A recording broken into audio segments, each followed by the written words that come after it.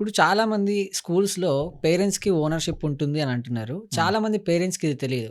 అసలు ఇదేంటండి నిజంగానే పేరెంట్స్‌కి స్కూల్స్‌లో ఓనర్‌షిప్ అనేది ఉంటుందా? యెస్. అబ్సల్యూట్‌లీ మీరేదైతే క్వెషన్ అడిగారో అది నిజమే అండి.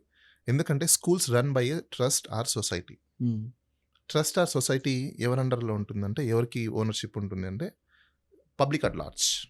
అంటే ప్రతి ఒక్క ప్రజలకి సంబంధించినదండి. It's a non government organisation. అంటే హ్మ్. అందరికి సంబంధించినది ఈక్వాలిటీ అనమాట. సపోజ్ ఇప్పుడు మీరు ఒక స్కూల్‌లో you are a parent.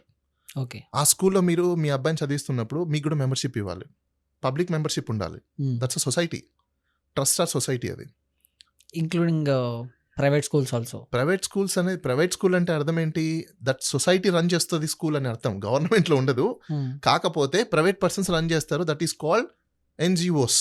Okay. ఏ స్కూల్ కూడా ప్రాఫిట్ గురించి పనిచేయదు. హ్మ్. ప్రాఫిట్ గురించి ఏదైనా స్కూల్స్ పనిచేస్తున్నాయంటే వాళ్ళ మీద ఇమ్మీడియేట్‌గా మీరు కేస్ పెట్టొచ్చు. ప్రతి స్కూల్ కూడా comes under the non government organisation.